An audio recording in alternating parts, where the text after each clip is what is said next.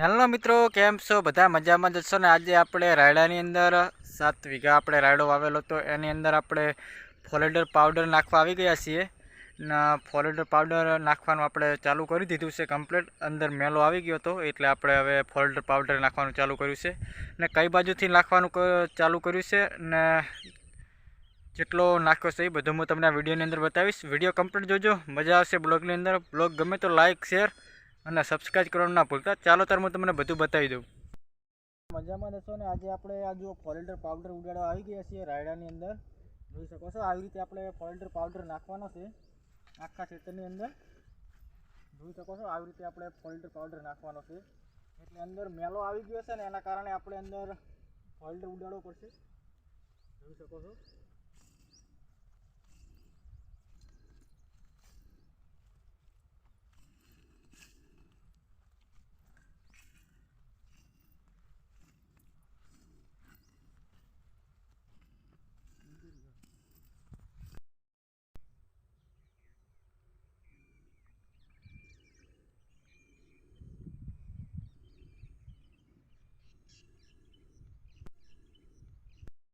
જો મિત્રો, આપણે જે ફોલેડર પાવડર હતો આપણે એક થેલી નાખી દીધો છે અને એક આટલો વધ્યો છે ને હવે નાખવાનું આપણે ચાલુ કર્યું હતું આ બાજુથી. જે પહેલો ચેરો હતો એ બાજુથી નાખવાનું ચાલુ કર્યું હતું.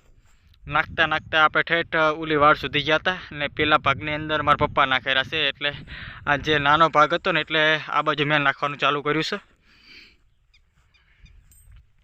એટલે અંદર મેલો આવી ગયો હતો એટલે જે અમુક પાછળથી રાયડો વાવે છે એટલે બહુ મેલો આવવાની શક્યતા રહેશે એટલે અમે પાછળથી વાવ્યો હતો એના કારણે એટલે મેલો આવી ગયો છે કમ્પ્લીટ અંદર.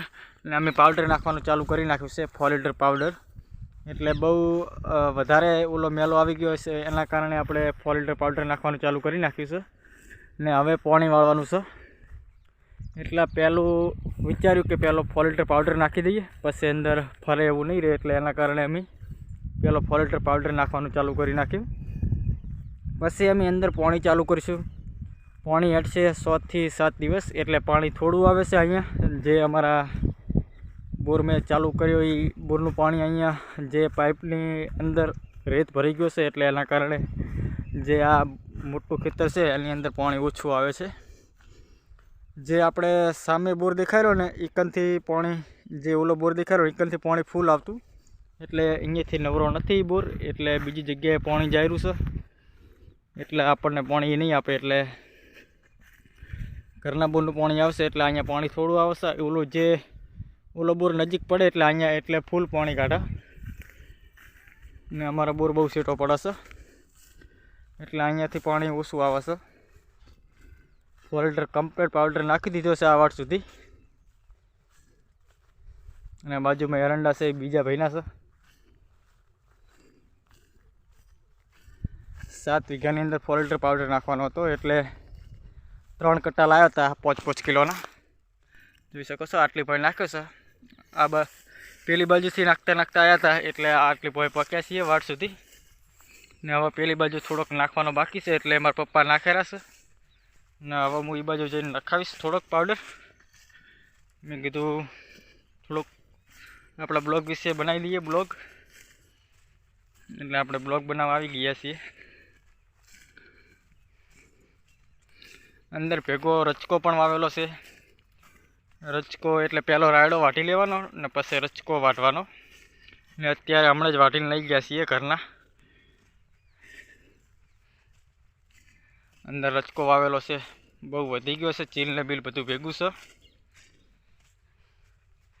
પેલો રાયડો વાટીને પછી રચકો વાટવાનો એટલે પછી અંદર ગાયો મૂકવાની. ગાયો રચકો ખાઈ જાય એટલે પછી પાછો ફરીથી રચકો પોગરે એટલે પછી પાણી વાળવાનું. પાણી વાળીને 1-2 એટલે પછી વાઢવાનો. જે રચકો પાકી જાય એટલે કમ્પ્લીટ. રચકાના ભાવ પણ સારા હોય છે, રાયડાનો ભાવ સારો હોય છે. અજમો વાવ્યો છે.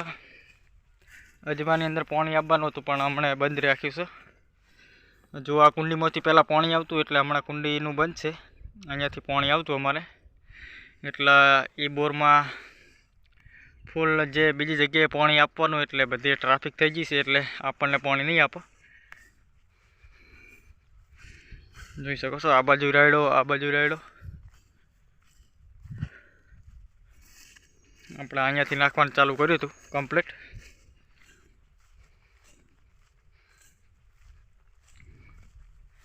અહીંયાથી નાખવાનું ચાલુ કર્યું હતું આપણે.